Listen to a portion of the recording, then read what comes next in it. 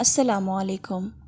ایک بزرگ تھے، کسی دکان پر سودا لینے گئے اور جب 500 کا نوٹ دیا تو دکاندار نے کہا، بابا جی 500 اور 1000 کے نوٹ تو منسوخ ہو گئے ہیں۔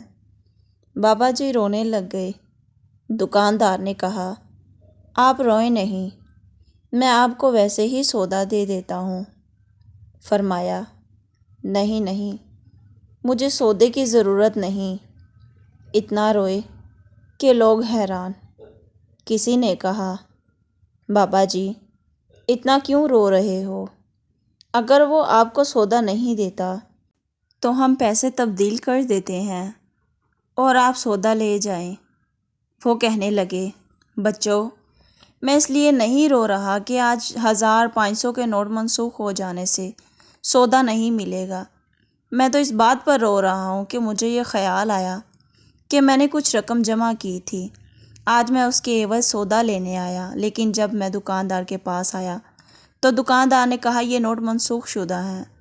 پھر میں نے اپنے آپ سے کہا، او بندے، آج اپنے جن عملوں کو تم صالح سمجھتے ہو، اگر قیامت کے دن اللہ تعالیٰ نے یہ فرما دیا یہ اعمال منسوخ کیے جاتے ہیں تو پھر تمہارا کیا بنے گا؟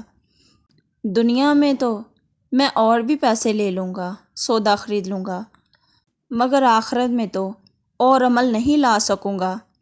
کیا آپ وہاں میرے اعمال کے ساتھ اپنے اعمال تبدیل کر سکتے ہیں؟ اور کیا آپ کے اعمال بھی قابل قبول ہوں گے؟ مجھے تو آخرت یاد آ گئی ہے۔